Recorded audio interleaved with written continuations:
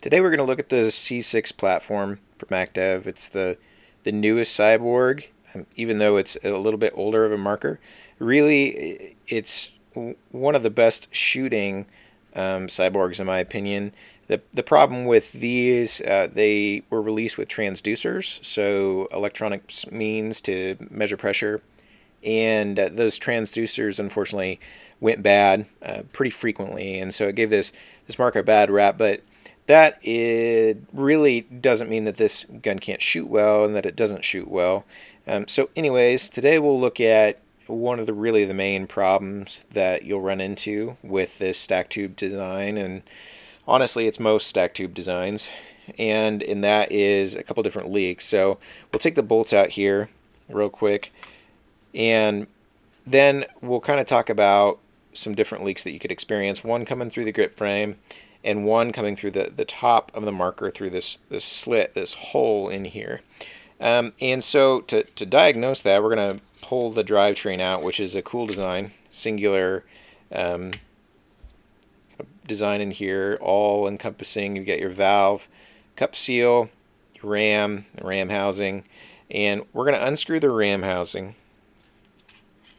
and pull out the RAM just so I can show you. If you've got a leak coming out of your grip frame, it's more than likely going to be this guy here. And this is an 11, an O11. If you've got a leak coming out the top here, more than likely it's going to be this 010 or 110 O-ring. You see how it's thicker than this one here, and that's what that 1 means at the beginning. And that's just because both of these are the O-rings that are catching really the most movement of the gun.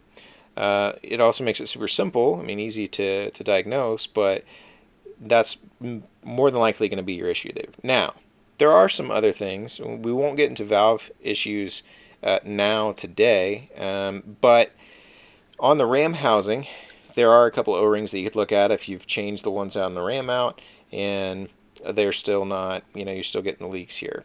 When the gun's at rest, the air for the marker is actually coming in this slit, this hole, and it's holding the RAM back. And if you've got a nick or something in this O-ring, it's going to leak past. More than likely your RAM's going to creep forward a little bit, but you'll also get that leak coming out of this second tube here.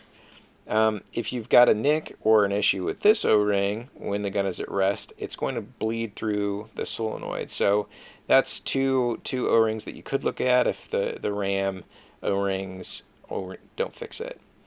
Like I said, really simple, as most stack tube designs are, and that's one of the benefits of them.